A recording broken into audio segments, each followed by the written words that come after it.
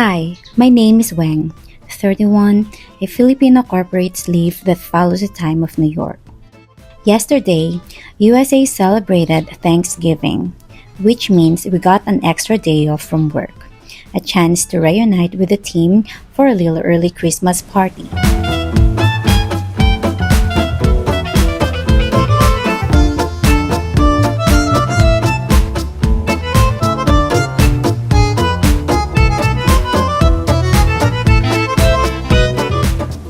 I took an 8-hour bus trip from Ilocos to Manila,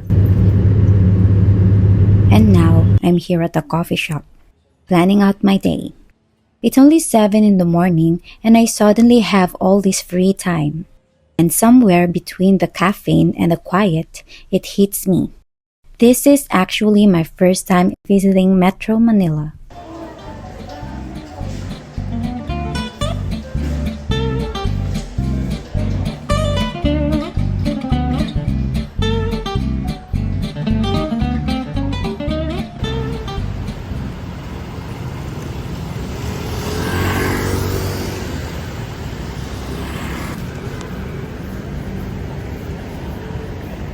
It's true, I stayed here for almost a decade.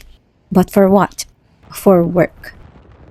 For nearly 10 years, my view of this place was just hustle. Log in, log out, survive, eat, repeat.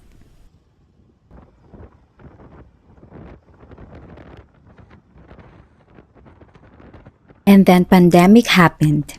I found a job that let me move back home to the province and work remotely from there. This time last year, I was excited to go back to Ilocos to spend time with my family and friends. But this year, it's the other way around.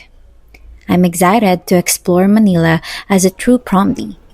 Excited for this little city getaway.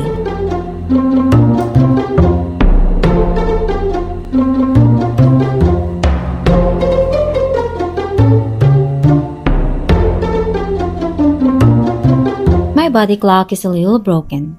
Even if I slept at 8 p.m., I still woke up before the sun, at 3 a.m. I tried watching Netflix just to feel human, but honestly, all I wanted was to experience waking up at 7 a.m., like a normal person.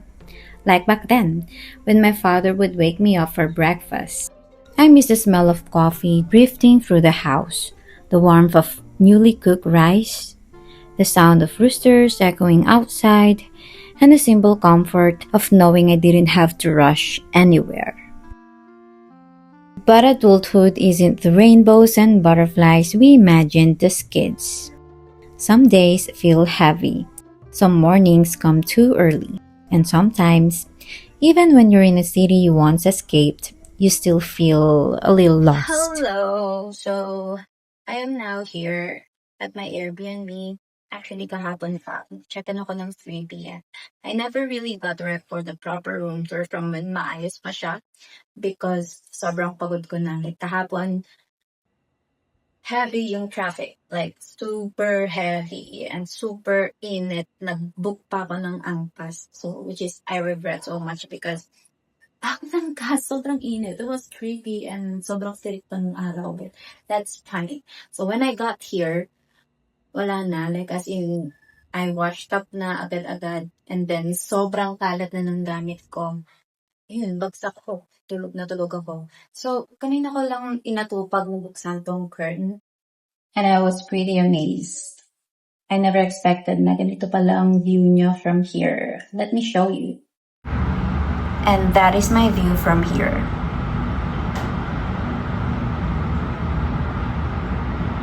Going back. So as I was saying, I am prepping for my breakfast. So habang nagpe-prepare ako, maybe that will be my little quick room turnaround. So you can at least like check this little room that I rented. This is the bed. This was maayos kahapon, but sabi ko nga pagod na pagod ako. Maybe I should try to fix it the way how it looked like yesterday.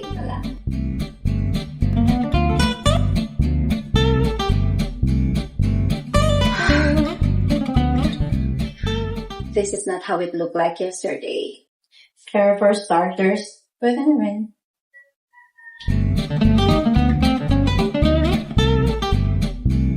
Let me just brush my teeth.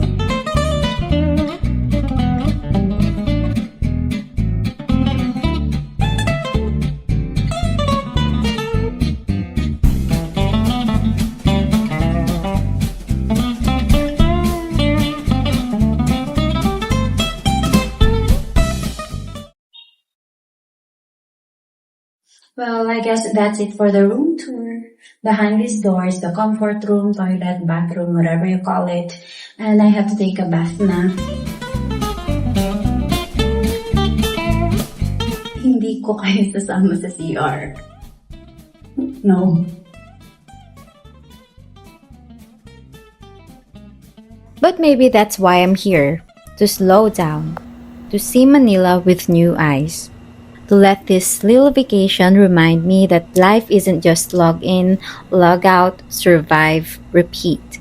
Maybe in this city I once associated with hustle, there's still something soft waiting for me, something familiar, something new, something worth waking up for even at 3 a.m.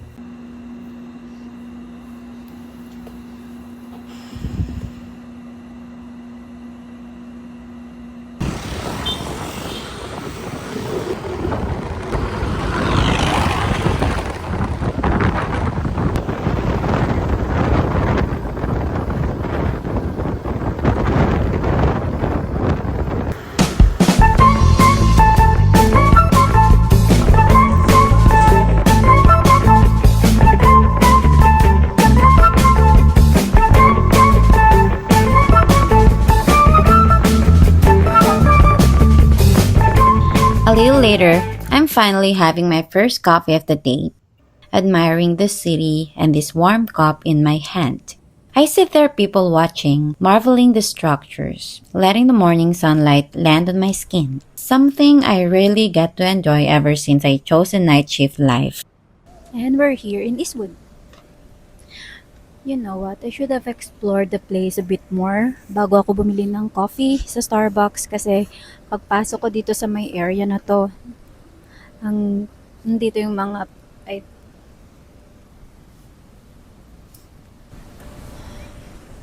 I have to cut my videos from time to time kasi ang dami may mga nakatingin like if there's one thing I realized on this vlog, mas makapal yung mukha ko mag-vlog sa Siargao kesa sa dito, sa city.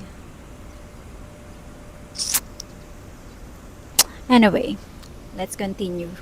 Dapat walang hiya tayo. Sayang yung vlog pag nahihiya tayo, di ba? Sa part na to, we have a matcha bar. And then, we also have the Harlan and Holden coffee. Right there, Harlan and Holden coffee.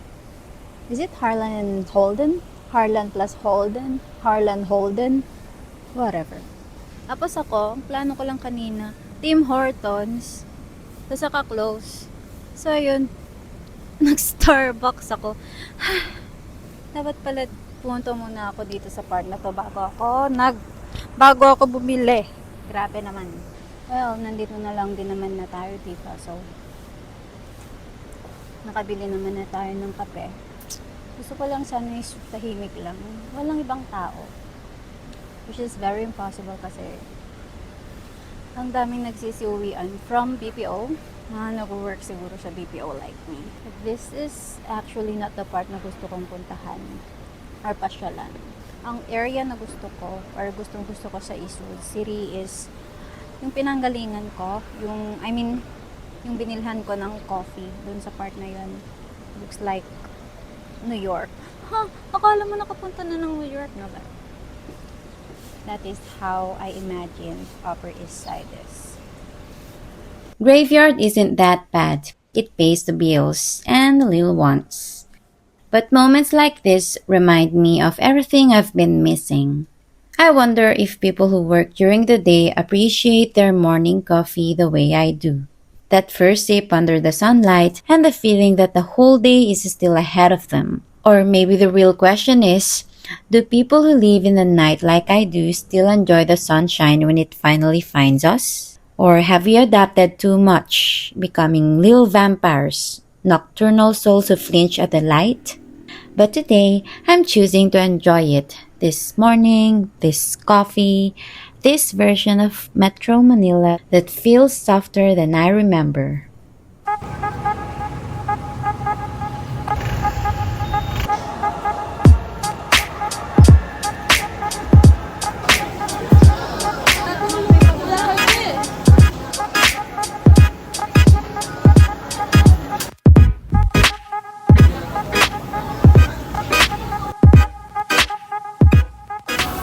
By lunchtime, I noticed something. Even a city like Manila knows how to pause. This time, it wasn't about coffee or people watching. It was about shared meals, familiar voices, teammates I hadn't seen in months, and some I was meeting in person for the very first time. For the longest time, we only existed on screens, faces frozen in tiny boxes that somehow knew so much about our lives. But today, we were finally real, laughing over food, passing small gifts across the table, present in a way Wi Fi could never replicate.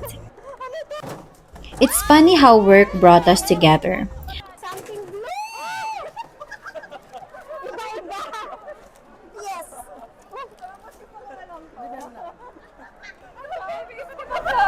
Like talaga, dalawa kaming kalbo.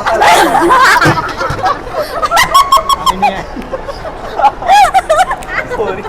And I couldn't help but wonder, was this trip really about seeing Manila differently? Or was it about reconnecting with people, with time, and with the parts of myself that don't live inside the schedule? Because somehow, in the middle of a busy city and what was supposed to be just an ordinary lunch, this moment felt really special.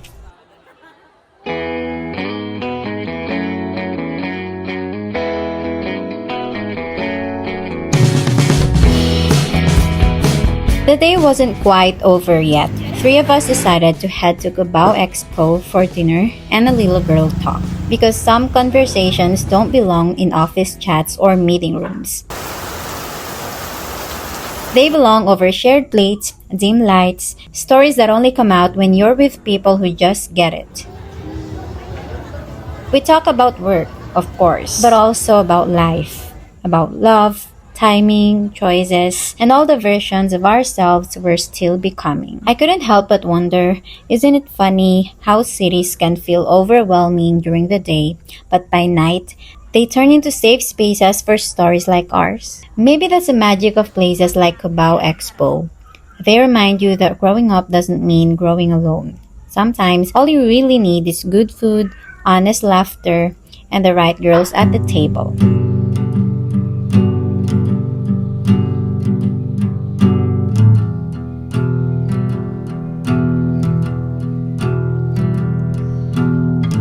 Another slow morning, another cup of coffee I'm in no rush to finish. I take my time, letting the city move without me, knowing that soon it's back to reality.